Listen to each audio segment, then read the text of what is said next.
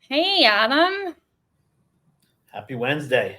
Happy Wednesday. Welcome to the Saratoga Podcast, everybody. It's a little muggy out there today. Yeah, it's been a hot summer, boy. You get a little rain involved and it gets sticky, but it has been a hot summer. So it's also been a hot summer in local politics, which is it has been. So it's just Adam and I today. Dan is not with us today. He's been busy with his real job. So we miss you, Dan. But Adam, I'm pumped that you're here to talk all things politics as per usual. Yeah, let's talk DPW. We've talked about this before, but again, Commissioner Golub is stepping down, and he's making a very interesting decision. And we've talked about this before about the timing of it, because if he would have stepped down before August 5th, I believe, then it would go to the ballot, and there would be an election next November on the national election. When we voted for president. But he's stated he's stepping down, I think, August 12th or about that time, which means that there will be a DPW appointee, as the banner says. And what makes this interesting is you have two Democrats, and Commissioner Shangvi and Commissioner Moran, Republican in Mayor Safford, and Commissioner Cole, who, while he's a registered Democrat, tends to caucus and vote with Safford and the Republicans. So what do you think, Robin? What are you hearing? What are your sources telling you? So just for like a little bit of background for people who aren't totally caught up on this, Commissioner Jason Golub, who's the acting DPW commissioner, received an appointment from the governor to be the general counsel for the Department of Corrections. So, which is a really exciting opportunity for him. He can't do both things at once, though. So he is leaving.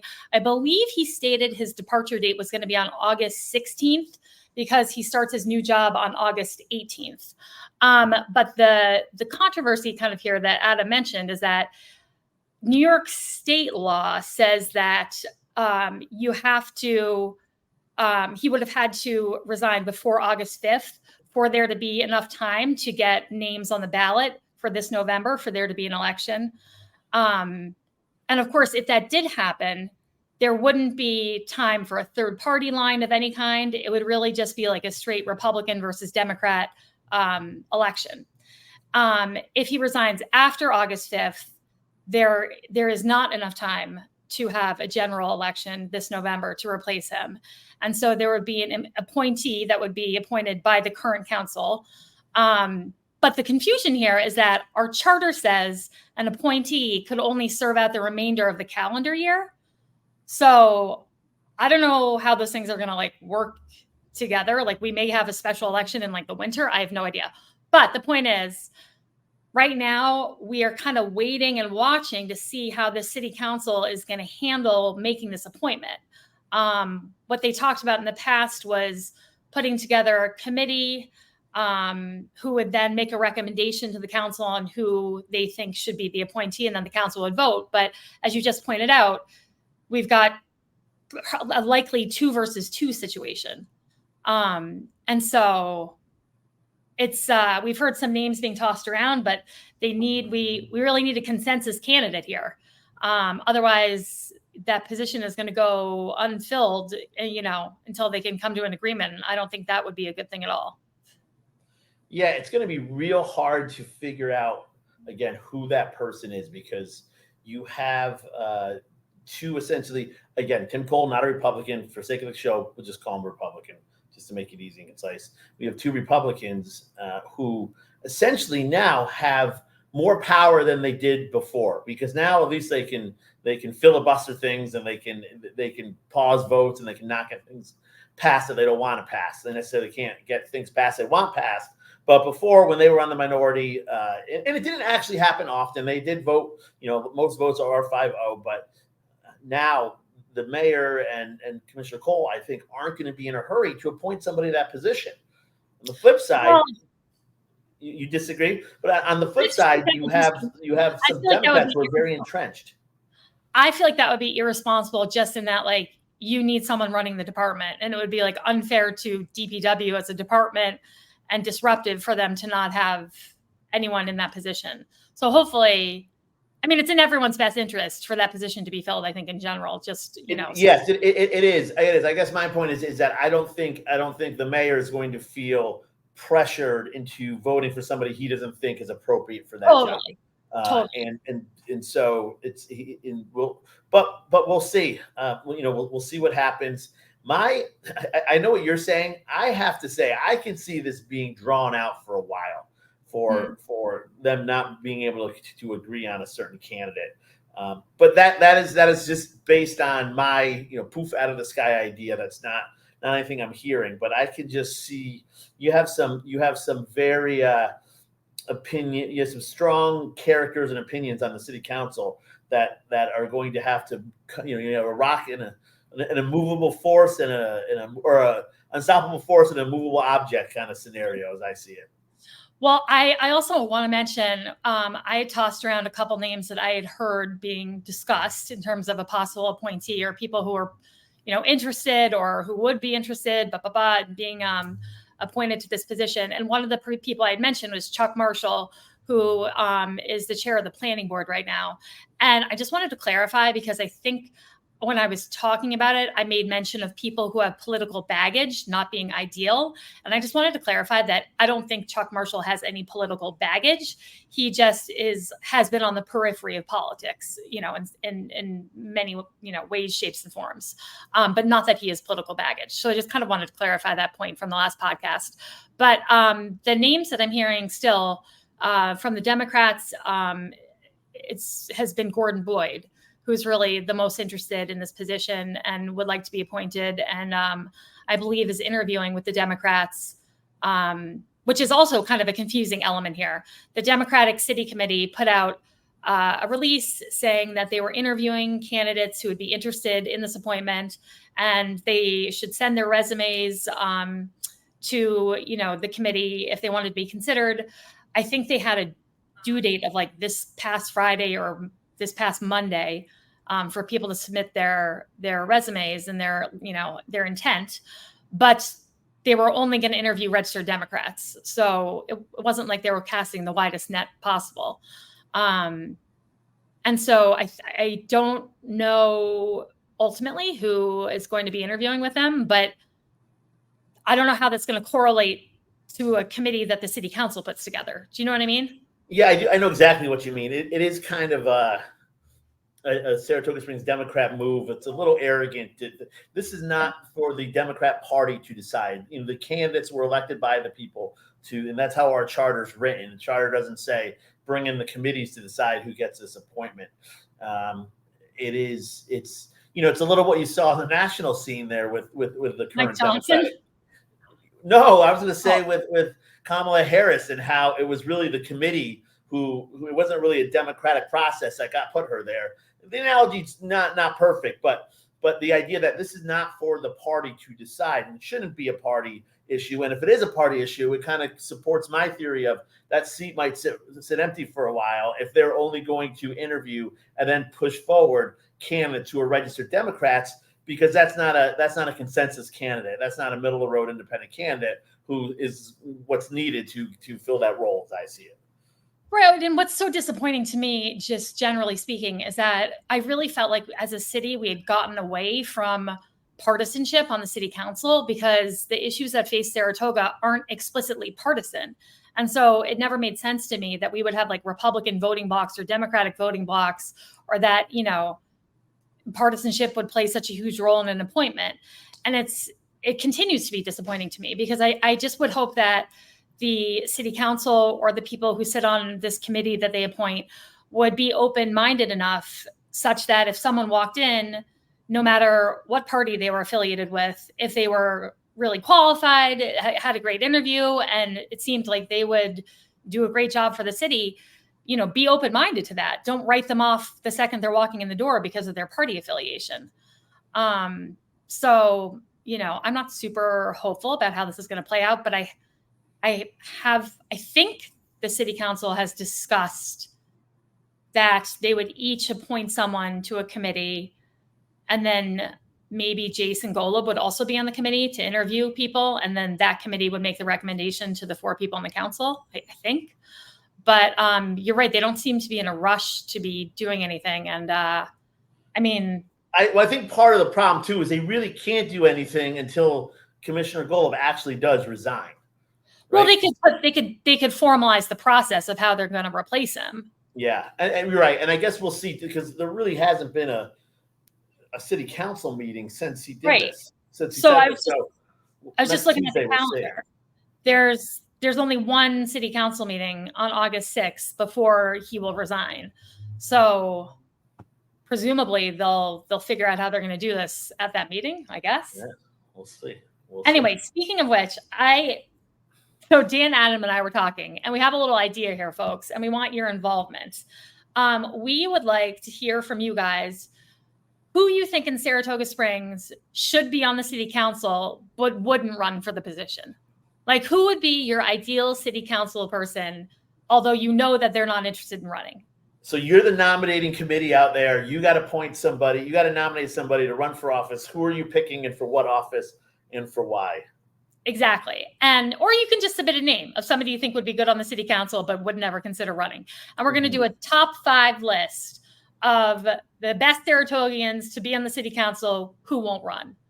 And so we want to hear from you guys. I've got someone already in mind that I've always would love to see on the city council. And if you have any thoughts, you can comment on any of the social feeds and we'll pick it up, or you can email us your submission. But we're going to put together this list because, I think it would actually be really interesting to have that conversation. Like, who would be a great city leader on the council, but doesn't want to have to deal with the politics or, and get that. Yeah, they're smart enough. They got to be smart if they don't want to run just to start with. So exactly. What kind of idiot wants to subject themselves to the rigors of a campaign for $14,000? Exactly. Exactly. So we wanted to have a little fun with it. So if you've got any ideas or thoughts, email, comment, and probably in September we'll have this list put together and we'll publish it and come out with it. But I know there's people in Saratoga Springs that I would love to run for the city council who I've badgered over the years, but they're hard-nosed and I'm always disappointed. So speaking of hard-nosed, actually, there's really no transition here that makes sense.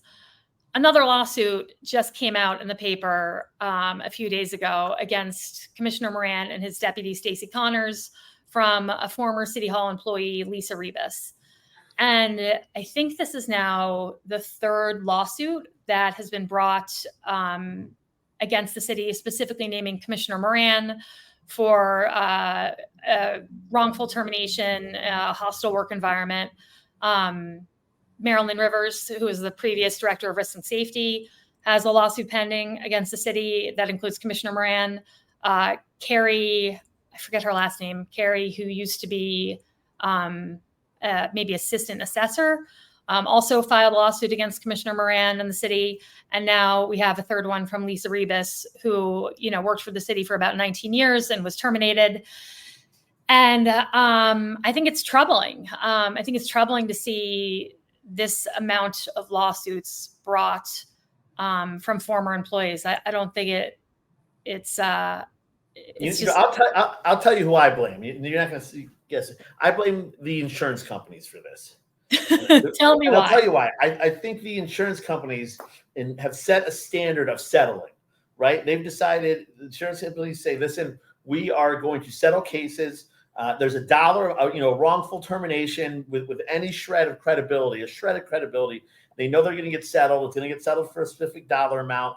And I think that the insurance companies, and I don't know the specifics, so I'm not saying that these cases I'm not applying this theory to these exact cases, but I think you see now a lot of a very tort-friendly environment in the state because the insurance companies, instead of fighting these things, will just settle for $100,000, and then that's what you have attorneys out there who see that dollar amount, who know they can get it. It's a pre-done deal, and they go for it. Okay, so maybe attorneys are encouraging it, but my retort to that is that 2 of these people worked for the city for like 2 decades. And so they don't strike me as people who would just kind of leave arbitrarily because they thought there might be like a financial benefit. And I also think that like filing these lawsuits, even if, there's a history of them being settled and them working out positively in a financial manner, it's still a lot to go through publicly. to kind of put your work life out there and how it ended and have it be in the press. I don't think it's a very enjoyable experience. And so I don't know if I fully agree with that as like a motive. So, hey, we can always disagree here, but it is a trend though. And that's certainly something that's happening in the city hall now. We've seen multiple lawsuits now against, and was this, Robin, when you were there? I mean, I know there's the Attorney General investigation but besides that, did you get the same volume of lawsuits that you're feeling now? No, okay, so I worked with 7 unions in the Department of Public Safety. I didn't even have as much as a grievance from one of the unions. I mean, there was no lawsuits, 0, none, nothing at all. So this is definitely not normal at all, like at all, not normal. Yeah. Interesting. Yeah. And also it would be incredibly stressful. I mean, I'm sure it's incredibly stressful for Commissioner Moran to be going through this. And, when you're looking at this job that you're doing and it's like, it's all consuming. I mean, it really takes over your life when you're on the city council. You can't just do it like halfway. When you're in it, you're all in. And so it's kind of this 24/7 grind. You're making $220 a week. Then you got multiple lawsuits you're having to deal with. I mean, at some point if it were me, at some point I'd be like, the risk reward here is not working in my favor. I mean, how much grief do you really want to put up with? Do you ever feel like the commissioners before the invention of the cell phone really had it made? Because at least when they went home at night, they went home at night. Dude, hells to the yes. Being in public office before social media and cell phones, I mean, those guys had it made. That was like easy street, Yeah.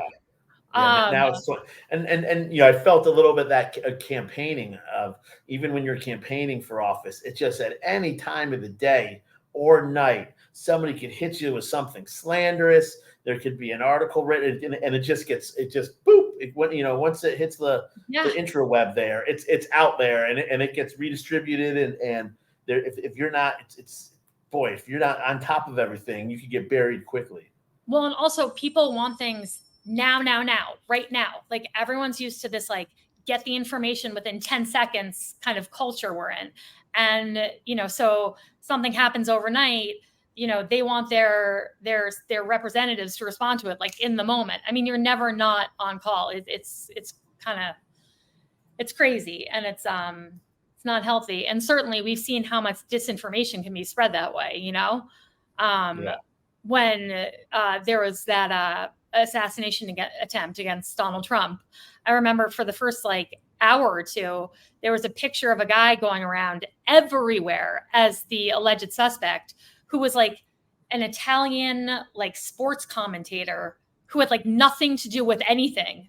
Yeah. But social media got a hold of it, and it's for an hour or two, everybody thought that's who the shooter was. The poor guys in Italy being like, "What the fuck?" Yeah. Anyway.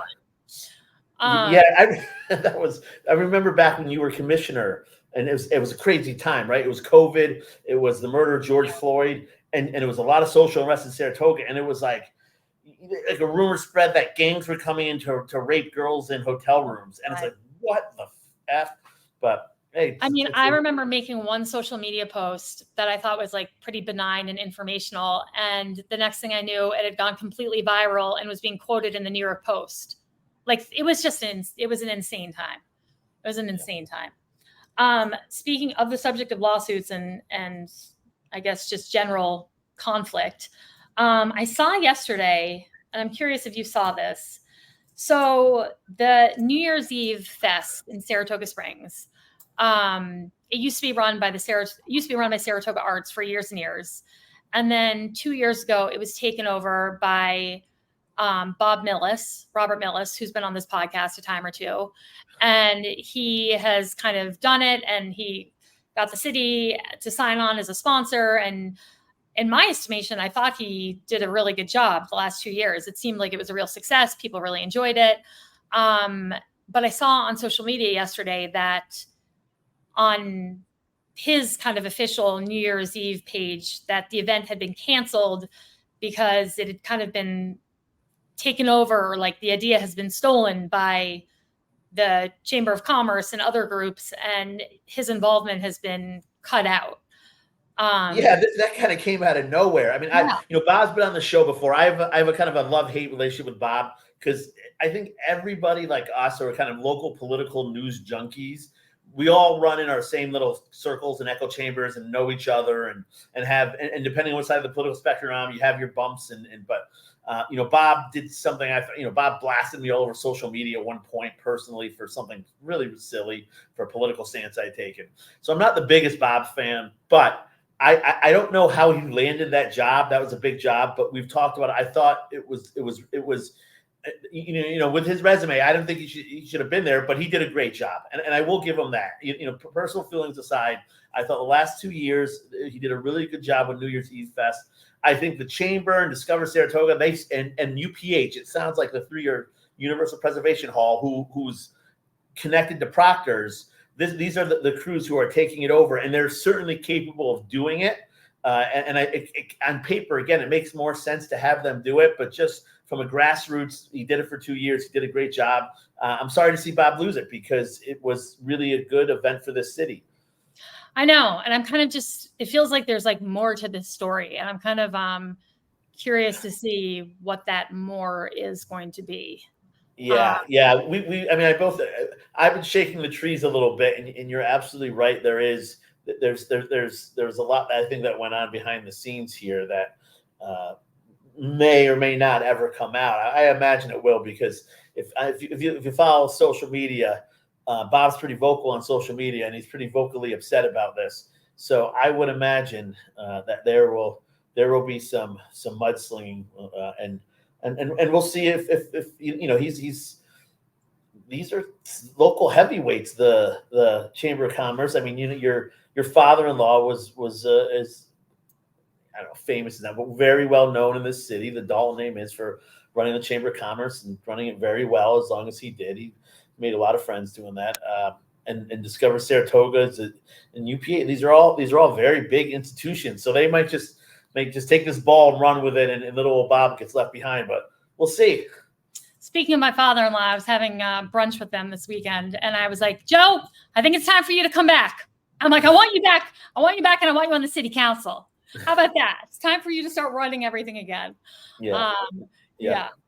Before you knew Robin Dalton, my father, who goes way back in the city too, always had great things to say about your father-in-law. So, Joe, come back out. Hey, he's going to be our first pick for City Hall. Right? He's going to be on that list. Yeah. Here's my nomination. And his response to me is always the same, which is like, over my dead body. But, a girl can hope. Yeah. So I want to transition here quickly because we have a special guest coming on, and she has a podcast that we think is great and want to talk about. So hold on one quick sec. Let me bring her in. Hi, Dr. Decker. How are you? I'm good. Can you all hear me? We can. So this is do you go by Dr. Alexander Decker? Yes. Mm-hmm. So this is Dr. Christine Alexander Decker, who is one of the 3 co-hosts of the podcast Health, History, and Horses. And we connected and got to talking. And I thought what you're doing with your podcast and the concept was so cool that we wanted to bring you on and chat about it. So welcome. Thank you. Yeah, thank you so much. I appreciate it.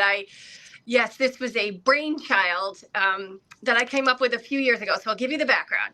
So I'm an endocrinologist. I work for Saratoga Hospital. I'm a born and bred native of Saratoga Springs. I love this city. And so I was at a women's leadership conference, and, I'm about, I don't want to say halfway through my medical profession, but kind of halfway through my medical career, and wanted to do something was a little out of the normal day-to-day what I do.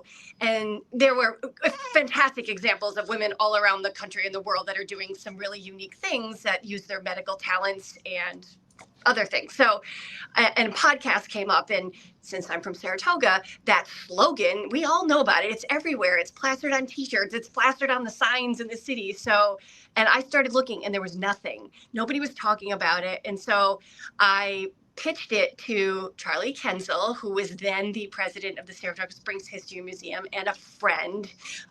He's a native of Saratoga too. And he and I kind of ran with it. And it started right before COVID. Bad timing, but so we started doing this right before COVID. And it's just a chit chat and a sit around of three people now. It really started with Charlie Kenzel and myself and Dave Patterson, who was also the former president of the Saratoga History Museum and my favorite teacher in the high school of all time. I think everyone's favorite teacher. He is beloved.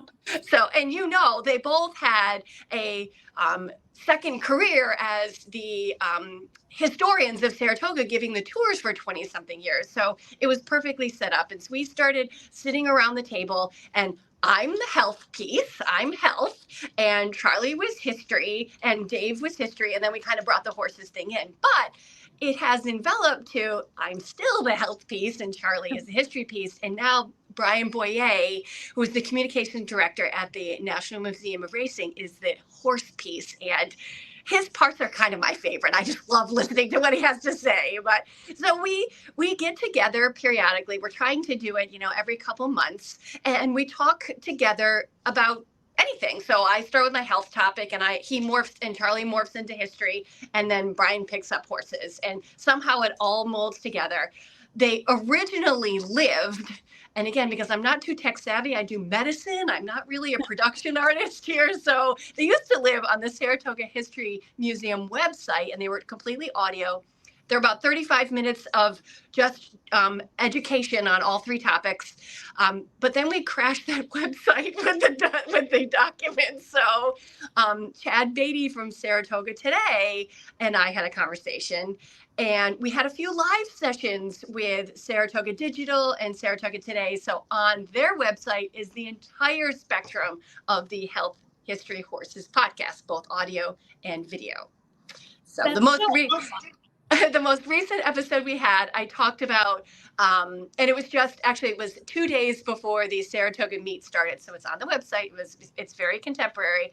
I talked about going through the aisles of CVS pharmacy and what you really need to cure a headache, and what do you want to do to take cold medicine, and what do you want to do if you have knee pain. So it was my tour through the pharmacy. I've done a lot of endocrine topics, believe me, and I think people are pretty sick of all those because that's my. I love the tour through the pharmacy. I want to take you with me to Walgreens and walk the aisles. Yeah. So Charlie was next to me. He goes, "I'm writing all this down, Christine. I'm taking notes so I know what to take." But yeah, you go in there and you're all the colors and all the bottles. And do I buy something that's generic? Do I buy something that's brand name? So I literally went through the aisles in your mind and of CVS and Walgreens.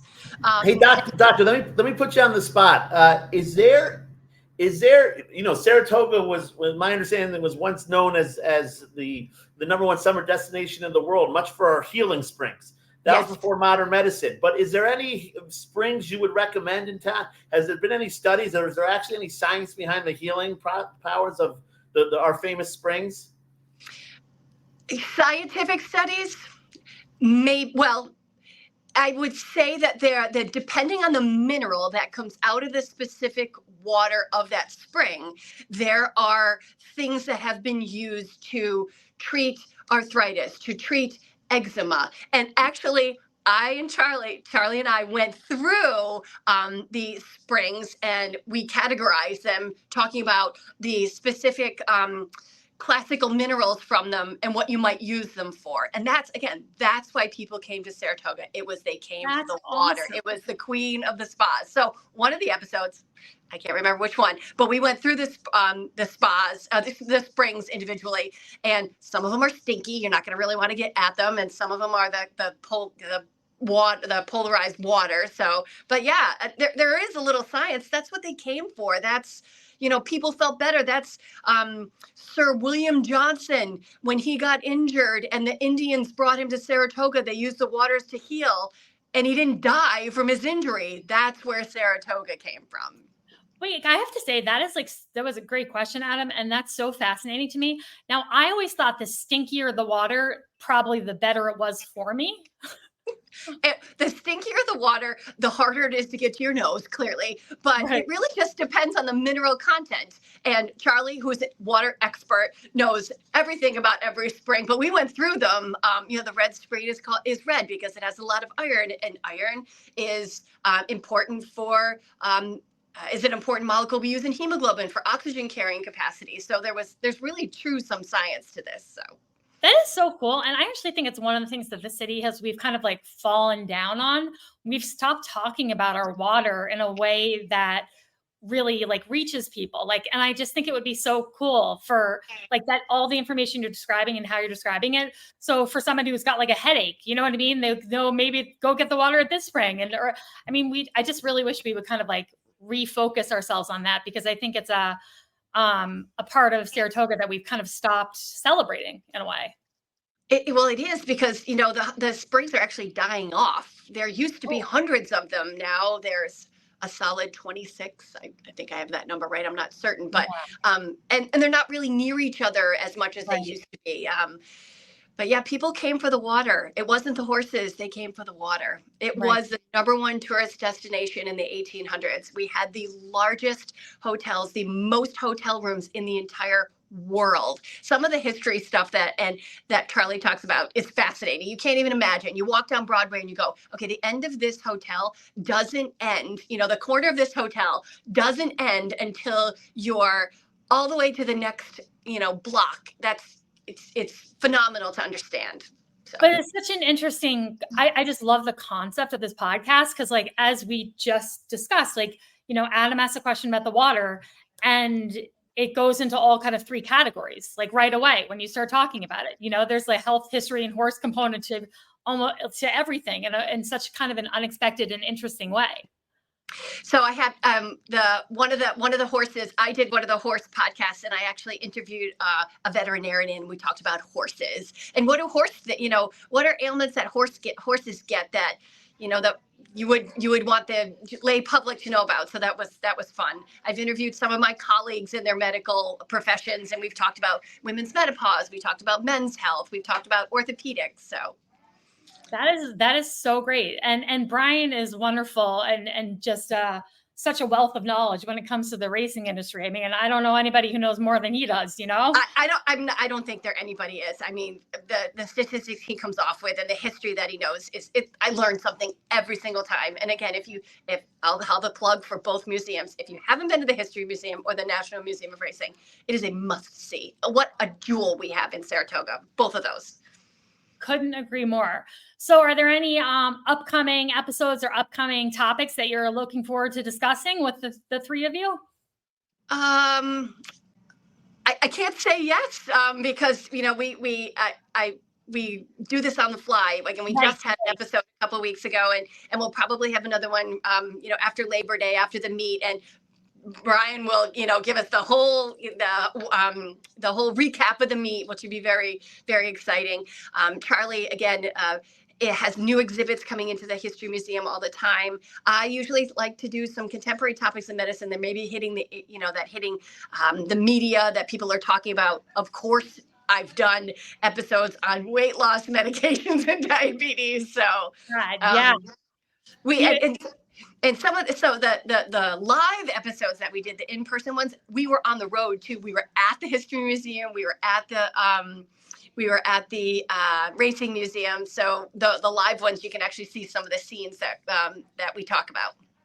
That is fantastic. And oh my gosh. All of our content, sorry to interrupt you, but all of our content right now lives on the Saratoga Today newspaper website.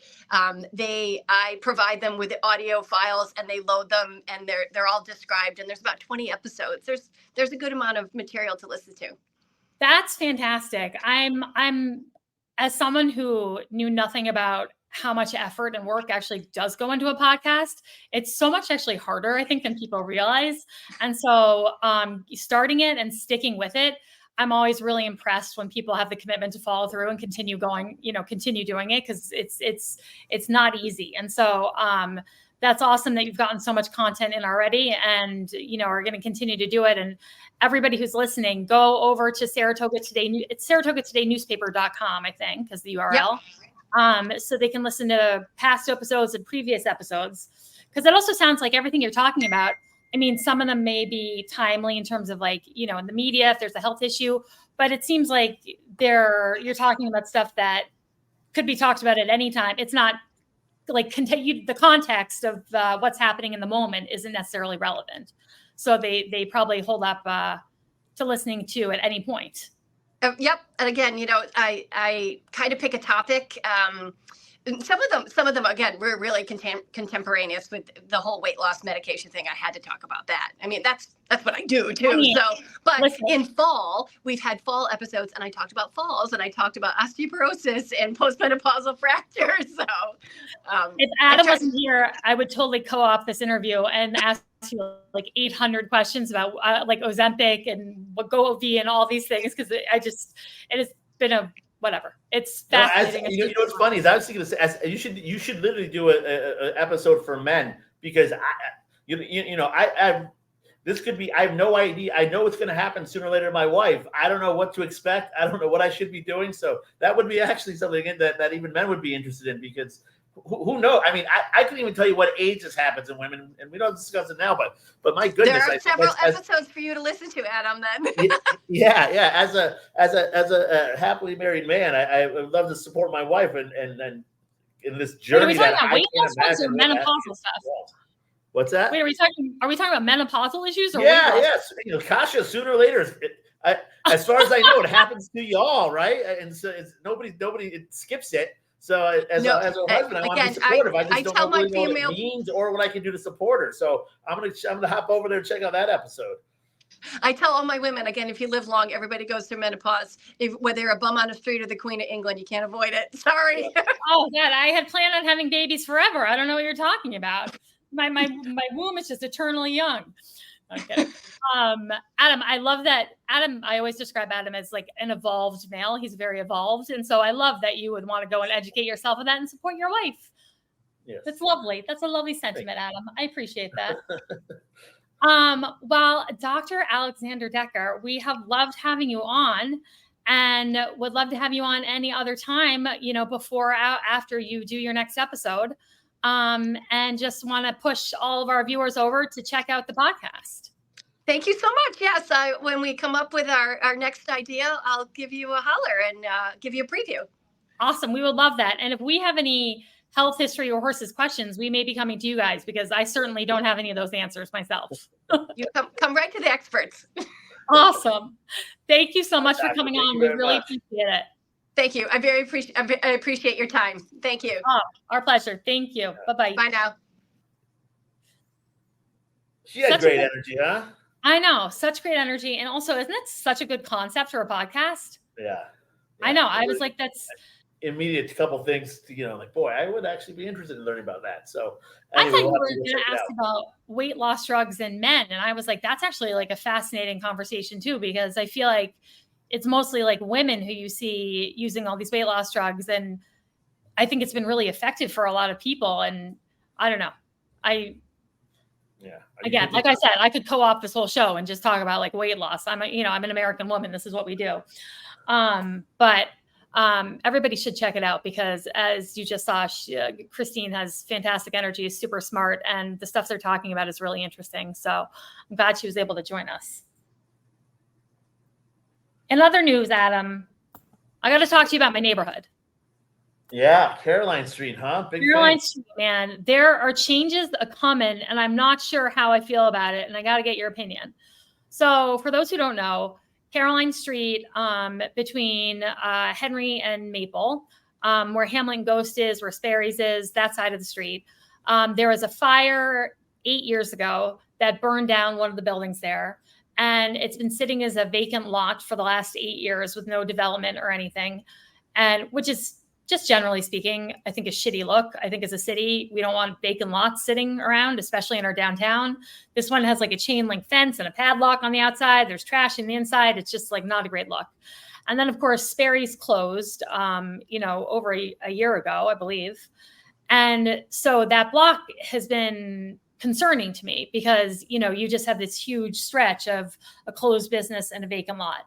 So now the owner of Nove, Lou, I believe his name is is proposing a building that he would build on the vacant lot that I actually thought the rendering looked really nice. But then I guess he's expanded it. He's expanded what he initially wanted to do, and it would be like six stories high. I think there would be 42 apartment units, and then there would be retail on the bottom. And so I was happy to see it being proposed because, again, I think this vacant lot, like it's no good. We need a building there. I'm interested to see if there's a real desire for people who want to live on that block of Caroline Street, because, as you know, it would be super duper noisy and very busy to live right there in the summer. And I mean, you'd really have like all the partying and live music like in your bedroom with you. So I'm curious to see if there's a market for that. But I don't know. Generally speaking, I'm happy that it's being proposed. What do you think? Yeah, you have with development and the city, you kind of have this internal battle between density, size of the project, and what will fit into the proposed footprint of where the building's going. And you know what I mean by that is, for instance, we only have fire trucks that can go up so high, right? So we can't have 7-story buildings, because if there was a fire, the people on the 7th floor would be out of luck. Exactly. So I will say it is that's a very large building for that area. I'm blessed with a family of artists who can look at architecture and conceptualize and I don't have that ability. I'm an analytical guy. I'm a numbers guy. I'm like, okay, building, good. So I guess one thing we do have in this city is we do have a lot of smart people doing a lot of planning, and there's review boards, and there's preservation foundation, and there's different groups and organizations that are really good at this stuff and what they do. And so I tend to default to them, and they have some issues with these buildings. I think being a little bland. There's not a lot of character. I know where Deandra's Pizza and Union Coach Works is. So this is my next kind of thing. Segue into that. Well, yeah. So across the street, basically, there's a developer that I think it's under contract at the moment, who is going to be redeveloping 2 parcels where DeAndre's Pizza is on the corner of Caroline Street, and then also where Union Coachworks is, which is next to Clancy's, and it's an auto body shop. And they're proposing a huge building to go there that would, again, be condos and then retail on the bottom. Now, I live 1 block up the street from there. My problem with this is that my kids walk down to DeAndre's all the time for pizza. Right? They walk down in the afternoon after school. They walk down in the evening to get a slice. They hang out there. I feel comfortable with them being there. The owner, Rory, is a doll, an absolute doll. And I never have to kind of worry about my kids being there. And then Union Coachworks and Bert, who owns Union Coachworks, I swear to God, he has saved me from car issues so many times I can't even begin. Every time we have an issue with either one of our cars, we are right at Bert's. He's such an amazing mechanic. He's just incredible. And so they're really a big part of our little neighborhood community. And to lose them both is going to be such a bummer just for us personally. But I mean, great for them financially if they want to retire, if they're making a lot of money off this. Well, do they own the property? I don't know. Do they own the properties? Does Deandra own I believe they do both. Okay, good. Because Deandra it's synonymous with Saratoga. I've been getting pizza there, and it's great because it's a unique pizza. It's not a traditional pizza, and people love it. Some people don't like it, but it's very unique. It's very, the owner is he is an absolute character. I just know him from social media, but I love watching him on social media. And so the last thing, the first thing we agree on is, boy, I hope they're not getting forced out, right? I hope if something happens. They're not. Yeah. I think this is could be a very financially positive thing for both of them. Yeah. But the problem is when these big new buildings are built, they're super expensive, right? And so the owners have to charge a really high price to lease out the retail spaces in the bottom. So what I see over and over again is that then the businesses that go into the bottom of these buildings are really tourist-facing businesses. They're not resident-facing businesses. And so that's where I start getting concerned, because you take away these two things in our little neck of the woods that are so important in our day-to-day life, and then you replace them with the building and a retail location that is likely not going to be useful in terms of you're not going to know, you're not going to know the shop owner's name. No, it's going to be. I agree. That was one. A lot of people know my wife is Polish. We go to Poland every year. It seems like every corner has a market that's you pick up your eggs, your bread. It's the owner, and the owner's the grandma makes some chickens that some fried chicken that you can buy, and it's the same people, the same family who run these little markets, and it's great. It's kind of that same idea. You're going to lose that for a sterile commercial corporation. Now we don't know this for sure, but this seems to be the trend and how these things progress. I know, like Mittler's, for example, opening, I think is like the greatest thing since sliced bread, because I'm from New York City. I love a bodega, right? I mean, I think they're like, I would like to have a little corner store on every single block. Yeah, that's true. I haven't been to Mittler's, but that's what it is, right? Yeah, it's awesome. It's literally like a little convenience store downtown that has like all of your kind of immediate needs. Like they have everything from like extension cords and duct tape to red Solo cups and breakfast sandwiches and a candy wall and chip. It's a great spot. And my kids also love going there. But that's the kind of thing that I like seeing, come to downtown, but is the first kind of store we've seen like that that's really resident facing in a long time. And then also you have Gaffney's and Saratoga City Tavern. City Tavern has always kind of, I think, been open to selling, but they've officially listed the Saratoga City Tavern for sale.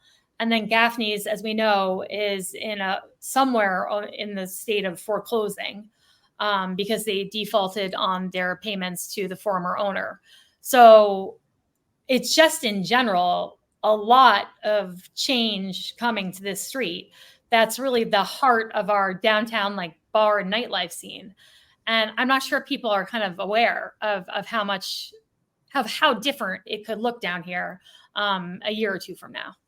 Yeah, I remember as a kid growing up that the City Tavern was an abandoned building for a long time. Wow, really? Yeah, yep. I remember they had paper over the windows downstairs, and it just was abandoned. Jeez. And so and good for that. That was spent a lot of time there in my youth. But yeah, there's a lot of change coming.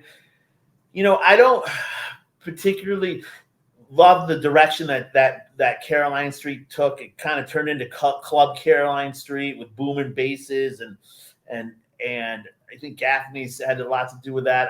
I'd like to see the old Gaffney's cover bands, and that was a little more my style.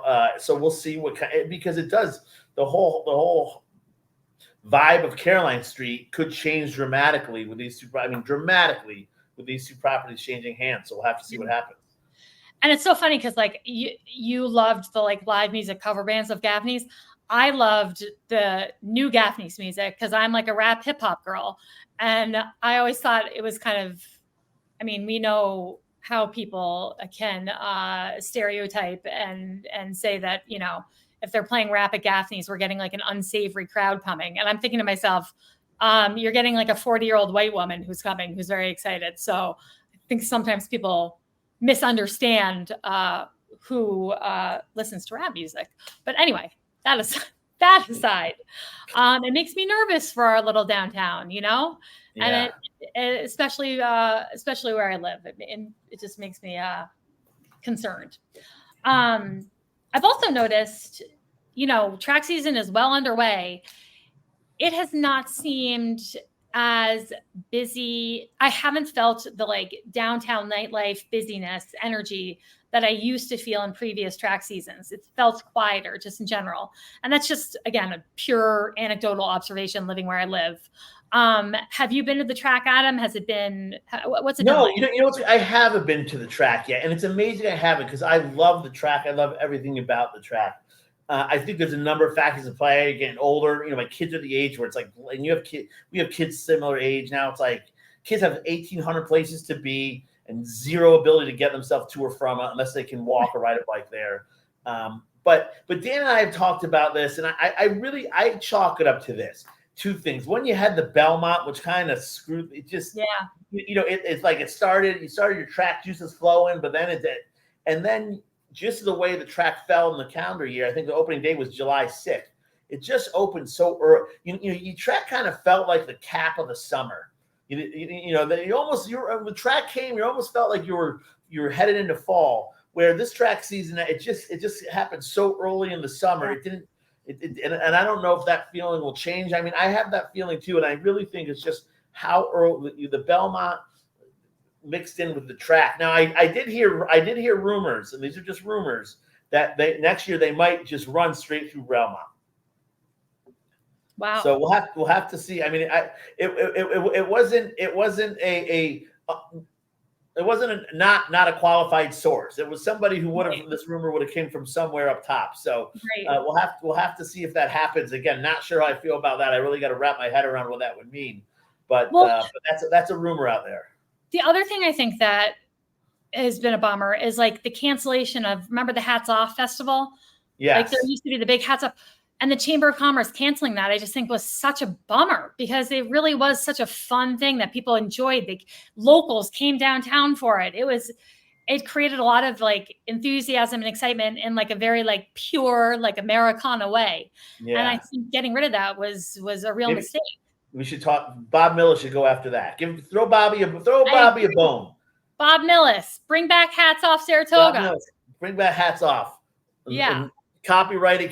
Get a long-term contract so they can't kick you out again. And let's bring Hats Off back. And I remember when it was canceled, Hats Off. Todd Shimkus cited like not being able to protect people against like terrorism, like threats as like the rationale. But now we saw with the Blues Traveler concert coming here and Tim Cole as public safety commissioner, we got the public safety handled if we have a big crowd. You remember that setup, right? Yeah. So I do. And it does seem now that we figured out a way to put, knock on wood. I mean, this is heaven forbid something happens. It is a concern, but you can't live in a bubble, right? You gotta take some risks. So yeah. Bobby Mills for Hats Off. That's what I'm going to teach you. It says that. Exactly. I can't believe you haven't been in the track yet, Adam. That actually does speak kind of volumes about. I know it's depressing. These damn kids, right? The damn kids. Damn kids, soccer camps and camps. But if we didn't have kids, apparently we wouldn't care that much about the future of America or our country because we wouldn't have a reason to, according to some vice presidential nominees. Yeah, the family unit's important. And JD's pointing that out, that listen, we as a nation, if we're not, what was the saying? If we're not reproducing, we're losing. But this point was bullshit. Like if I didn't have kids, I would still be just as invested in the future of America. You know what I mean? Just because I've had like successful sex 4 times doesn't mean. I will say this. I mean, I think that's going to go down as one of the worst VP picks. Sarah Palin style. Yeah, exactly. I think even worse because it was a total ego pick of and it brought, and this is just a commentating, without supporting one candidate or the other, just calling it as we see it. The JD Vance pick was a pick. I don't want to say a legacy pick. I think it's more somebody President Trump knew would do his bidding, who brought nothing to his campaign. So it's going to be really interesting to see how Vice President Harris counters that. Right? I mean, do you have an idea who would you advise that she pick? You want to do like a 5-minute like national politics talk real quick? Sure. Yeah. All right. Cool. So first of all, something we've never done before, but screw it. I know national politics because everyone's dying to know our opinion on national politics. Yeah, exactly. The JD Vance thing, I'm like, if someone compared me to Hitler like 3 years ago, to then decide to pick that person to be my vice presidential running mate and have them agree would give me such pause about that person, because clearly they have like no scruples, no values, and are willing to sell themselves out for anything, for any amount of power or exposure. Like I will say this. The Harris campaign should not be throwing stones about evolving positions and ideas, because apparently that's a big part of the Harris is But she was anti-fracking. She's okay with fracking now. She was supportive of defund the police. She's the prosecutor now. But she can probably articulate how she got from one position to another, and you can't compare that to saying Donald Trump is Hitler. Wait a minute, I want to be Hitler's running mate. I mean, that speaks to a totally different moral compass problem. It is very hard to justify how you could to try to make the transition to accepting Hitler as being actually a decent person. And then just the stuff, I mean, literally he came out and just everything that has come out of his mouth has been such a excuse my language, but it's just so many fuck ups, just from the, cat ladies. And every single day on Twitter, weird is trending because everything he's doing is so freaking weird. I like you said, I think it's going to go down as one of the worst vice presidential picks ever. And it certainly doesn't get any new voters, in my opinion, to start. Don't get. Vice President Harris is also doing a good job of putting her, really, have you seen these Zoom calls she do? It's unbelievable. She's doing these, and it's all based on, intersectionality. Like what do you belong to? So, a gay black man Zoom call. And the funniest, or a black woman for Harris Zoom call. But the honest one was the white men for Harris. White dudes for Harris. Can you imagine if a Republicans did a white dude for Republicans? That would just be stating the obvious, right? Well, I guess supporting white dudes. Queer black men for Harris is kind of stating the obvious too. No, you think they're going for Trump? Well, she's not. Well, basically, so black women for Harris. That's that. Right. I guess my point is she is running a campaign that's really based on I always mess this one. Intersectionality. There it is. Yeah. I have it written down. I always screw that word up. But essentially, it's her campaign. She's going to have to. It's going to be the fight for the center, right? Because the left is going to vote for her, the right's going to vote for Trump, and neither of them really seem to be doing a great job of trying to capture the moderate votes, and that's who's going to swing this election. Well, I just was having a really interesting conversation with someone who I know, Bruce Klyon, who I think from social media, who's a Saratogan. He's great. He loves talking politics. I love talking politics with him.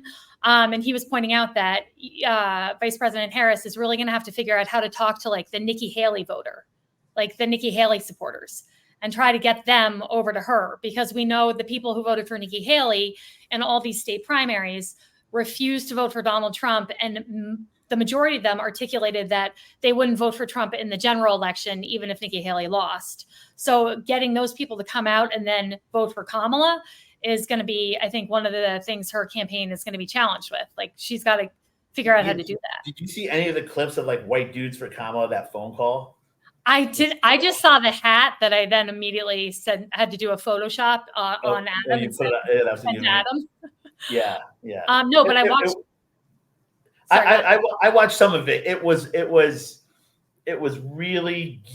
not geared towards white dudes. It was white dudes, sitting around talking about how they are historically advantaged and the oppressor, and about how they cried when Donald Trump became president last time, and it wasn't really speaking to dudes. I mean, I honestly think language. Well, she is the big play right now is the single females. It's a huge voting block that votes together that really is trending towards the Democratic Party, the Democratic votes, and Kamala Harris, and we see this all over. And it's that female vote, that huge block that's just turning into a force right now. That's kind of, if you get the white dudes, if you got some white dudes, to bolster them up, then they're gonna be. It's just, that's who I think that white dude, that call was playing to, because, or I don't know. As a white dude, I watched that. It made me less want to vote for her than so really backing me in. for me, if someone is describing a group of people as white dudes or they're self-identifying as white dudes, I'm going to expect them to not talk about feelings, to not talk about kind of like I'm picturing like bar talk, like we're having like a Bud Light and talk, like that's kind of what I'm anticipating. Maybe Coors Light. Sorry, my bad. That was a little play on the whole Bud Light Dylan. Oh, right. Anyway.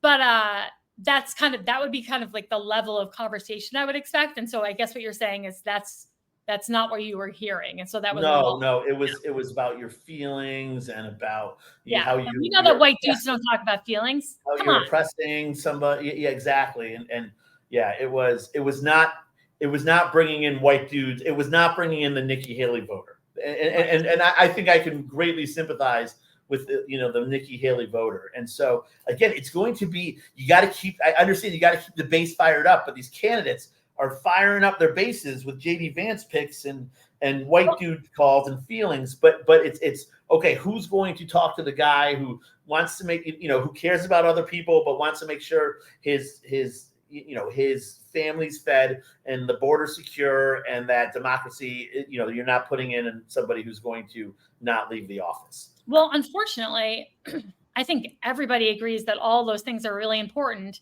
except for the Trump supporters who don't agree with the democracy piece, which is just bizarre to me. But I don't think that JD Vance is doing a good job at rallying the base. I think they're concerned about him. I don't think he's. I don't think he's. Well, he rallies the diehard MAGA base, but yeah, you're right. There's absolutely buyer's remorse, I think, coming out of the Trump camp. I think that was a pick when Biden was in the race. That Trump was, he was walking away with the swing states. Again, it's going to be interesting to see who Vice President Harris picks. I'd like you to see her pick. I'd like her to pick, again, going back to the Jewish part of me here. I'd like her to see Shapiro from Pennsylvania. But honestly, and a lot of people, I think that the Democratic Party has a problem with Jews right now. And I think there's a big anti-Semitic part of that party. And yes, people say, well, she's married to a Jew. True. But I think I didn't even know that. Is that bad? What's that? I didn't know that. Is that bad? No.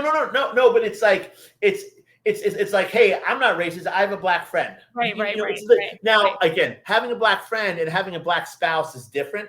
Right. But I one thing I see with my religion, I think you're right. Extreme politics on the left and the right is a religion, and religions can be mutually exclusive. And I think you have Jews who pick their far left religion over their Judaism, and you see this and it's not mainstream, but you have, but it's certainly not the fringe. You have a lot of Jews who are really grappling with these, communism. And I know this because my wife grew up in communism. Communism, the religion is the state, is the government. There's no religion. Right. And that's kind of like that. That's the knock against the far left and socialism, is that that's really communism. And the religion is not the religion. The religion is the state and the government. So I think just the fact that Kamala has a Jewish husband is not a free path, is for her to write off Israel. But anyway, I think we've delved into national politics enough in this. I know. Obviously, I'm a big Vice President Harris supporter. I can't wait to vote for Kamala. And I can't actually believe how much calmer I feel now that she's the nominee, even though I was like ride or die for Joe Biden. So thank you, Joe Biden, for putting the country ahead of yourself and helping my mental health a little bit. I appreciate it. And in the meantime, we will be back. She fired up the base. She did do that. Boy, it's a whole different race now. The Atlanta rally they had last night was electric. A lot of people, a lot of money, a lot of volunteers. So yeah. We will be back. There's a city council meeting on August 6th. That's the next one. So we will be back to do a pod the day after and do a recap. And we look forward to seeing you guys back then. You can find us on YouTube, all the social channels, wherever you watch podcasts, Spotify, Apple. Go like, follow, share, and thank you for joining us today. Stay charming, Saratoga.